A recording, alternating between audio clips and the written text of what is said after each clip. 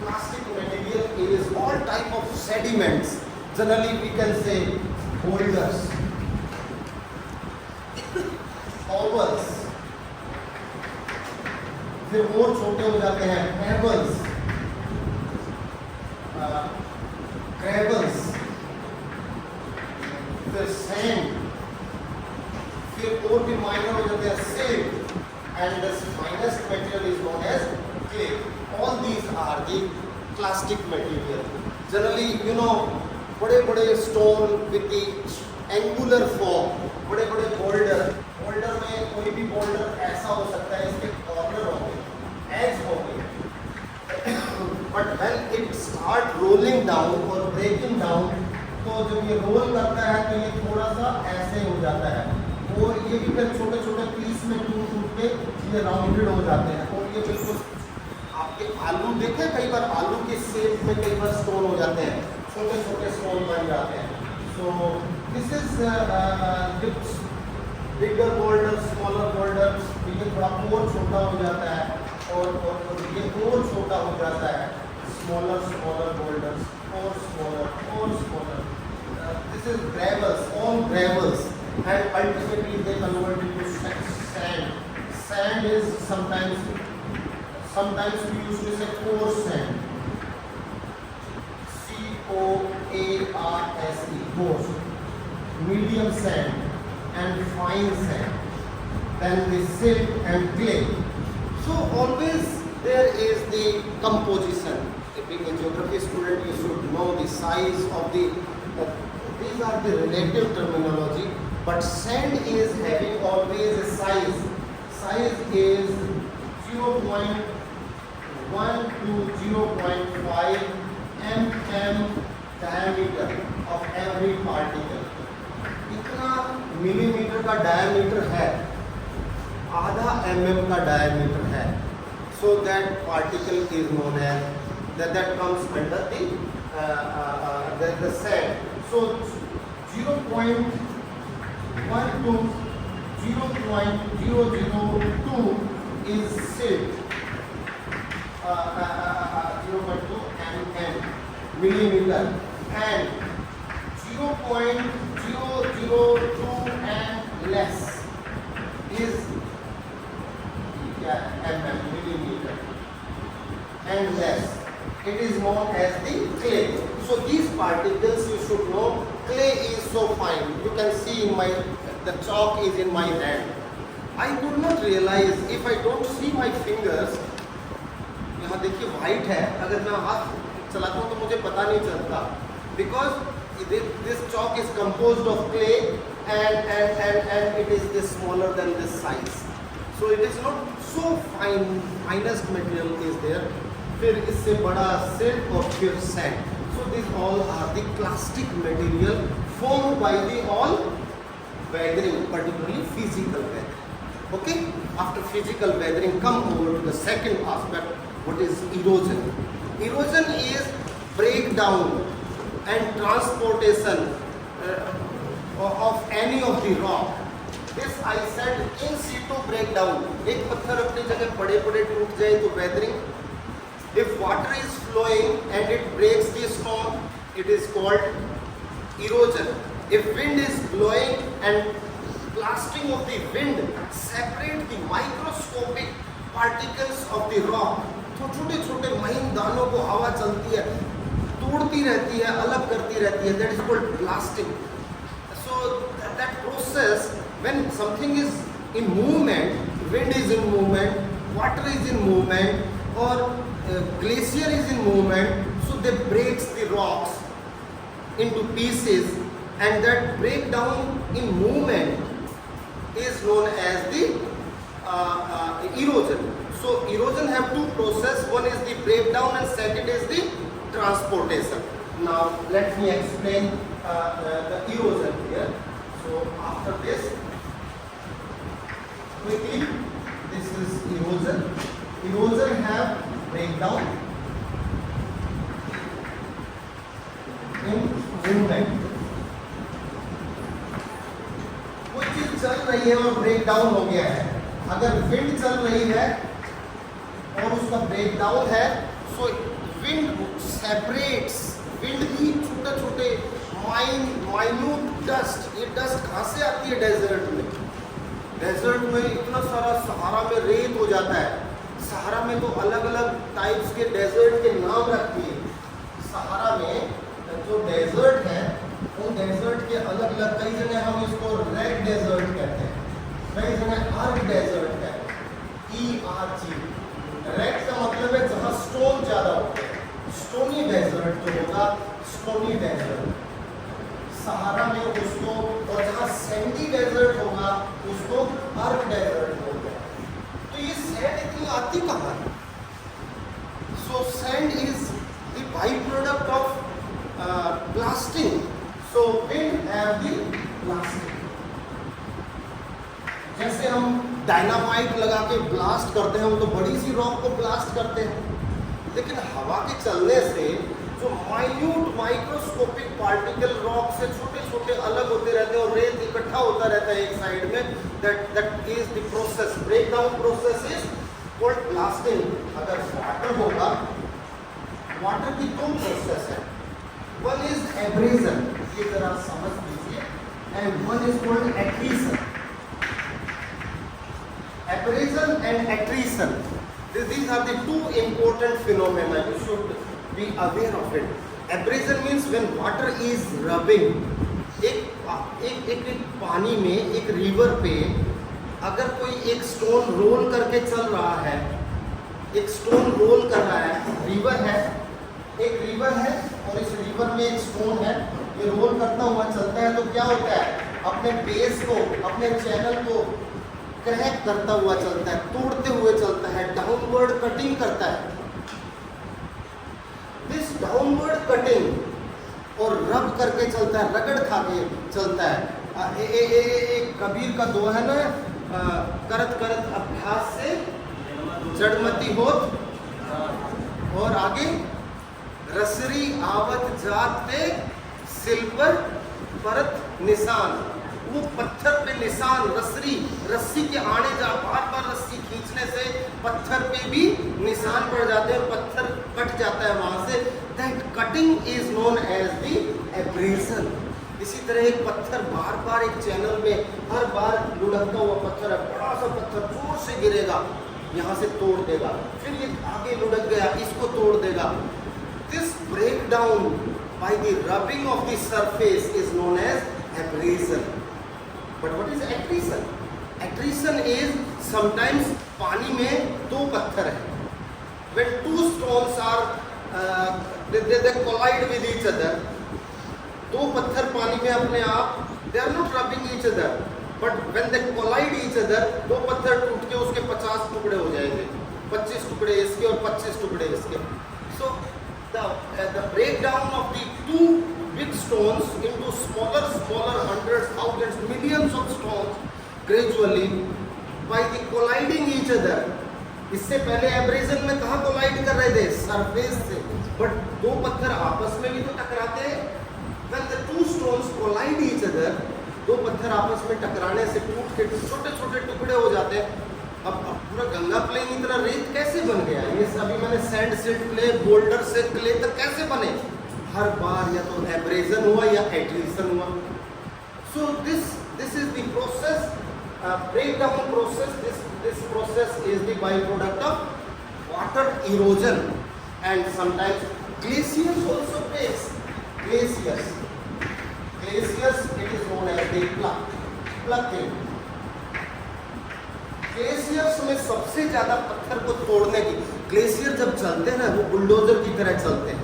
Glacier की speed एक दिन में 1 फीट 2 फीट, 24 घंटे में 2 फीट, मैक्सिमम 3 फीट आगे स्लाइड करता है. बट उसके रास्ते में जो भी स्टोन या उबड़ खाबड़ आता जाता है वो उसको तोड़ते हुए चलता है बुलडोजर की जगह. और लास्ट में उन टूटे हुए पत्थरों को, जिसको मोरेन्स बोलते हैं, वो जम जाते हैं और फिर वो ड्रमलिंग की तरह लगते हैं. जैसे बुलडोजर ने यहाँ जमा कर दिए सब स्टोन. जहाँ तक आएगा ग्लेशियर, जहाँ मेल्ट हो जाएगा वहाँ तो रुक जाएगा. जहाँ तक ग्लेशियर आया वहाँ जमा कर दिया. तो वो जमा कहाँ से किया? वो मटेरियल कहाँ से निकाला? वो प्लकिंग से निकाला. जो भी सामने आया उसको तोड़ दिया. सो These are the three water की, विंड की, वाटर की एंड ग्लेशियर की अलग अलग ब्रेक डाउन प्रोसेसेस है, ये आपको भूलनी नहीं चाहिए। I hope it is clear. Now come over to the transportation. देखिए इरोजन में transportation is the break down and second phenomena is known as transportation.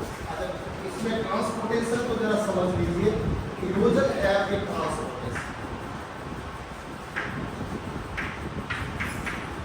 Transport में क्या होता है? सबसे पहले ट्रैक्शन होता है।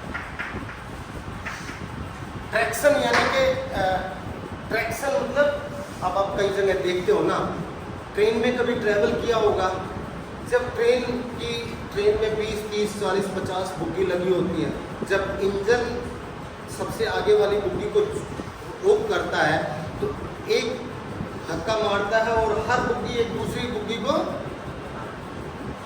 पुश करती हुई जाती है, यानी कि दैट इज ट्रैक्शन। तो एक स्टोन चल रहा है, इस स्टोन ने इसको पुश किया, इस स्टोन को, ये स्टोन आगे चला गया, इस स्टोन को पुश किया, आगे चला गया। So this is traction, this is transportation. एक स्टोन के रास्ते में दूसरा स्टोन आया, उसने उसको आगे धकेला। So second is creeping. Creeping, एक स्टोन रोल करता हुआ, क्रीप करता हुआ आगे चलता है, वो दैट प्रोसेस इज ट्रांसपोर्टेशन। कहाँ जा रहा है ये? डेन्यूडेशन का अल्टीमेटली रिजल्ट क्या था? लॉ ऑफ इक्विलिब्रियम में एग्रेडेशन। कहीं जहाँ लो लाइंग एरिया होगा वहीं तो जाके जमा हो जाएगा ना। This is the law of nature. Ultimately nature ने सबको बराबर करना है, इक्विलिब्रियम में लाना है। सो क्रीपिंग, सो हाईलैंड से रोल करता हुआ, रोलिंग एंड क्रीपिंग, वो आगे आगे चलता जाता है। सेकेंड प्रोसेस है। And third is called saltation. Saltation ये होता है, एक पत्थर है पानी में चल रहा है, हल्का होने के बाद इसने जंप किया और यहाँ गिर गया, फिर जंप किया, यहाँ गिर गया। So this process is one stone in water, one stone jumps again came down, jumps came down. Her jumping में वो टूट जाता है, छोटा हो जाता है, पतला और महीन, बड़े वाला स्टोन छोटा और छोटा और छोटा, और सैंड वाला सिल्ट में चला जाता है, सिल्ट वाला क्ले बन जाता है, यानी कि बोल्डर से कोबल, कोबल से पेबल और पेबल से ग्रेवल। हर साइड हर बार ये जंप करता जाता है, जितना हल्का होगा उतना ही ज़्यादा जंप करेगा। क्लियर? अल्टीमेटली क्या होता है? हाई लैंड से लो लैंड में ट्रांसपोर्ट हो रहा है। Then it is the fourth is suspension. Suspension, this is interesting. Suspension is पानी में कोई चीज़ घुल जाए, पिघल जाए तो क्या होगा? पानी में पिघल गई। अब अगर आप कई बार रिवर देखते हैं, एक दो रिवर कन्वर्ज करती हैं, एक का पानी बिल्कुल येलो लगता है, एक का ब्लू लगता है। जब इलाहाबाद में दोनों रिवर कन्वर्ज करती हैं, गंगा और Yamuna, Ganga looks like pale yellow, पीले रंग की लगती है, क्योंकि गंगा की स्पीड ज़्यादा है, पानी भी ज़्यादा है। तो ज़्यादा वेलोसिटी में सस्पेंडेड मटेरियल को ट्रांसपोर्ट करने की ज़्यादा कैपेसिटी होती है। जिसका पानी स्लो चलेगा, पानी अगर रुक जाएगा या स्लो होगा तो सस्पेंडेड मटेरियल नीचे बैठ जाएगा। यमुना बहुत स्लो चलती है, उसमें पानी बहुत थोड़ा है, तो it looks like blue water, क्योंकि उसमें चंबल वगैरह मिल जाती है। दिल्ली में तो यमुना में, दिल्ली की यमुना नहीं देखना, बहुत अच्छी नहीं है, उसकी हालत ठीक नहीं है, क्योंकि सारी दिल्ली का इंडस्ट्रियल वेस्ट उसमें डंप होता है। डोमेस्टिक वेस्ट से रिवर ज़्यादा गंदी नहीं होती, इंडस्ट्रियल वेस्ट से, क्योंकि विदाउट एसटीपी और ईटीपी लगाए बिना सब इंडस्ट्रियल डिस्चार्ज, केमिकल डिस्चार्ज हम सब उसमें ड्रेन कर रहे हैं, क्योंकि इतनी सारी इंडस्ट्री है, माइक्रो एंड इंसुलरी इंडस्ट्री दिल्ली में, सब केमिकल बेस्ड। आप सब ने जीन्स पहनी हुई है, आपकी हर एक जीन ने 100 ग्राम केमिकल जनरेट किया है। तो यानी कि इस क्लास में इतने हैजार्डस केमिकल, कम से कम 50 लीटर केमिकल इस क्लास ने रिलीज किए हुए कपड़े पहन रखे हैं। यानी कि कितने लोग हैं दिल्ली में, वो सारा केमिकल यमुना में ही तो ड्रेन करते हैं हम। और सबकी अपनी गाड़ियों को आप सर्विस कराते हो 2 महीने में 3 महीने में, अपनी स्कूटी को, मोटरसाइकिल को, कार को, सारा का सारा वो ऑयल होता है वो कहाँ जाता है अल्टीमेटली? रिवर यमुना में। तो यमुना की हालत तो खराब है, बट गंगा में जब 2 रिवर मिलती हैं, तो गंगा में चूँकि फ्लो ज़्यादा होता है तो सस्पेंडेड मटेरियल ज़्यादा होता है, तो गंगा लुक्स लाइक येलो, पीली दिखाई देती है। बल्कि चाइना में तो हुआंगहो रिवर, जिसको सोरो ऑफ चाइना कहते हैं, वो गोबी डेजर्ट से जाती है। तो गोबी डेजर्ट में जाने में उसमें आयरन ऑक्साइड, डेजर्ट में और रेत में आयरन ऑक्साइड होते हैं, और आयरन ऑक्साइड से केमिकल वेदरिंग, जब केमिकल रिएक्शन होगा उस आयरन ऑक्साइड का, that is called सेस्क्वी oxide.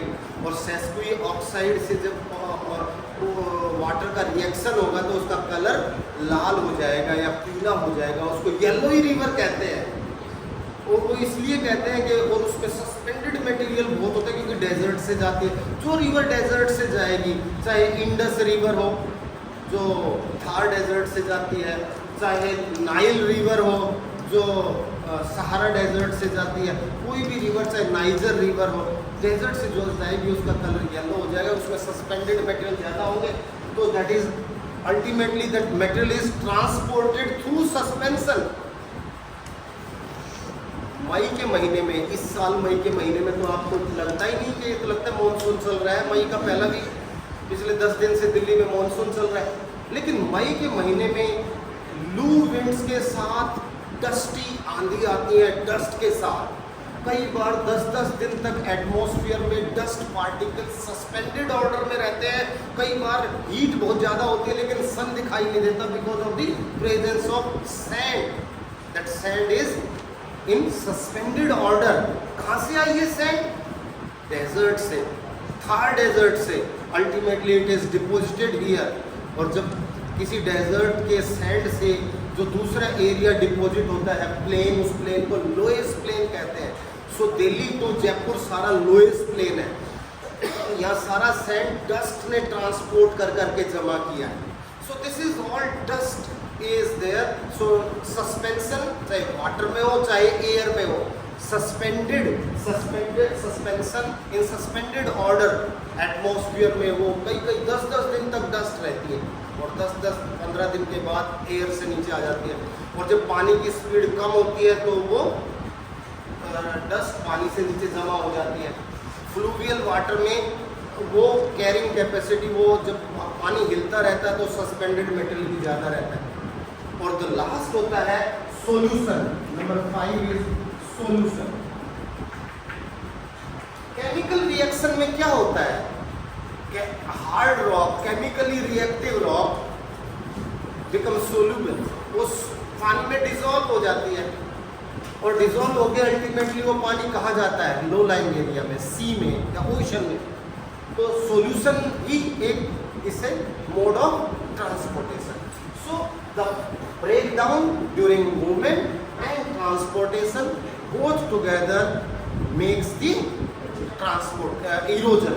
So today we discuss the two phenomena of denudation. Denudation मतलब काट छांट। अपक्षय हिंदी में बोलते हैं अपक्षय। किसी भी एलिवेटेड लैंड मास को काट छांट होती है किसी भी तरीके से, उसको डेनुडेशन कहते हैं, अपक्षय कहते हैं। और फिर उसमें वेदरिंग और इरोजन दो फिनोमेना है।